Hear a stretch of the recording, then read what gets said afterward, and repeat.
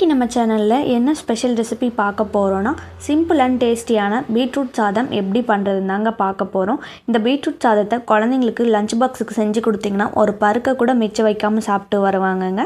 கண்டிப்பாக நீங்களும் வீட்டில் ட்ரை பண்ணி பாருங்கள். Hello friends, welcome to Suji's kitchen. இப்போ தான் நம்ம சேனலில் ஃபஸ்ட் டைம் பார்க்குறீங்கன்னா சப்ஸ்கிரைப் பண்ணிக்கோங்க. வீடியோ பிடிச்சிருந்தா லைக் பண்ணுங்கள். வாங்க வீடியோக்குள்ளே போகலாம். ஃபஸ்ட்டு இந்த ரெசிபியை பண்ணுறதுக்காக அடிகனமான பாத்திரத்தில் தேவையான அளவுக்கு எண்ணெய் சேர்த்துக்கோங்க. எண்ணெய் நல்லா சூடாகி வந்ததும் ஒரு டேபிள் ஸ்பூன் அளவுக்கு உளுந்தம்பருப்பு சேர்த்துக்கோங்க. ஒரு டேபிள் ஸ்பூன் அளவுக்கு கடுகு சேர்த்துக்கோங்க. கடுகு எண்ணெயிலே நல்லா பொரிஞ்சதும் தேவையான அளவுக்கு முந்திரி பருப்பு சேர்த்துக்கோங்க. முந்திரி பருப்புக்கு அளவெல்லாம் இல்லைங்க, பிடிக்கிறவங்க எக்ஸ்ட்ரா கூட சேர்த்துக்கலாம். முந்திரி பருப்பு லைட்டாக கோல்டன் ப்ரௌன் கலர் வர வரைக்கும் ஸ்டவ்வை மீடியம் ஃப்ளேம்லேயே வச்சு மிக்ஸ் பண்ணி விட்டுக்கலாங்க. முந்திரி பருப்பு கோல்டன் ப்ரௌன் கலர் வந்ததும் இந்த ஸ்டேஜில் ஒரு மீடியம் சைஸ் பெரிய வெங்காயத்தை நீள்வாக்கில் கட் பண்ணி சேர்த்துக்கோங்க. சேர்த்து வெங்காயம் நல்லா வதங்கி வர வரைக்கும் வதக்கி விட்டுக்கலாங்க. வெங்காயத்தை நீள்வாக்கில் தான் கட் பண்ணி சேர்க்கணும்னு இல்லை, பொடி பொடியாக கூட நறுக்கி சேர்த்துக்கலாங்க. வெங்காயம் வதங்கும் போதே ஒரு கொத்து கருவேப்பிலையும் சேர்த்து வதக்கி விட்டுக்கோங்க. வெங்காயம் நல்லா கண்ணாடி பதம் வர வரைக்கும் வதக்கி விட்டுக்கோங்க.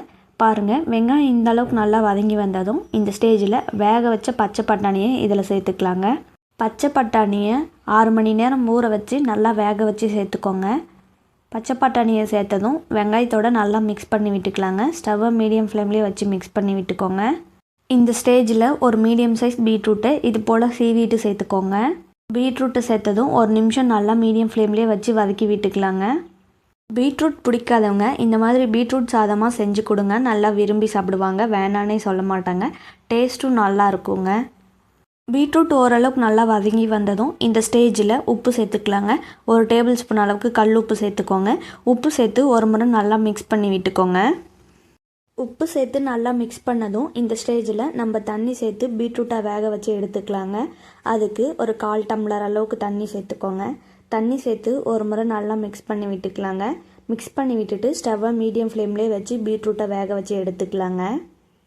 பாருங்கள், பீட்ரூட் இந்த அளவுக்கு நல்லா வெந்து வந்ததும் இந்த ஸ்டேஜில் நம்ம மசாலாவை ஆட் பண்ணிக்கலாங்க.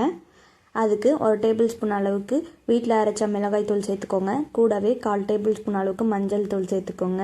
சேர்த்து நல்லா மிக்ஸ் பண்ணி விட்டுக்கலாங்க.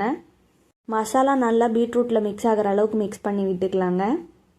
பாருங்கள், மசாலாலாம் மிக்ஸ் ஆகி பீட்ரூட் நல்லா வெந்து வந்துருச்சு.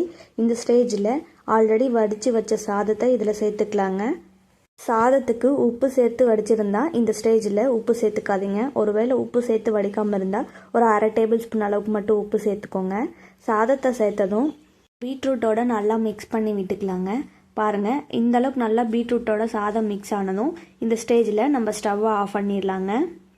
ஸ்டவ்வை ஆஃப் பண்ணதும் பொடி பொடியாக நறுக்குன மல்லித்தலையை சேர்த்துக்கலாங்க. மல்லித்தலையை சேர்த்ததும் சாதத்தோடு ஒரு முறை மிக்ஸ் பண்ணி விட்டுக்கலாங்க. அவ்வளவுதாங்க, டேஸ்டி அண்ட் ஹெல்தியான பீட்ரூட் சாதம் ரெடி. இது வேறு பிளேட்டுக்கு மாற்றி சர்வ் பண்ணிடலாங்க. இந்த மாதிரி ஸ்டைலில் பீட்ரூட் சாதத்தை குழந்தைங்களுக்கு மட்டும் செஞ்சு கொடுக்காம வீட்டில் இருக்கிறவங்களுக்கும் செஞ்சு கொடுத்திங்கன்னா நல்லா விரும்பி சாப்பிடுவாங்க, வேண்டான்னே சொல்ல மாட்டாங்க. டேஸ்ட்டும் டாப் நாச்சாக இருக்கும். கண்டிப்பாக நீங்களும் உங்கள் வீட்டில் இதே மாதிரி ஸ்டைலில் பீட்ரூட் சாதத்தை ட்ரை பண்ணி பாருங்கள். ட்ரை பண்ணி பார்த்துட்டு எப்படி வருதுன்னு மறக்காமல் கமெண்ட் செக்ஷனில் கமெண்ட் பண்ணுங்கள். உங்களுக்கு இந்த வீடியோ பிடிச்சிருந்தால் லைக் பண்ணுங்கள், ஷேர் பண்ணுங்கள், மறக்காமல் சப்ஸ்கிரைபும் பண்ணுங்கள். தேங்க்யூ ஃபார் வாட்சிங்.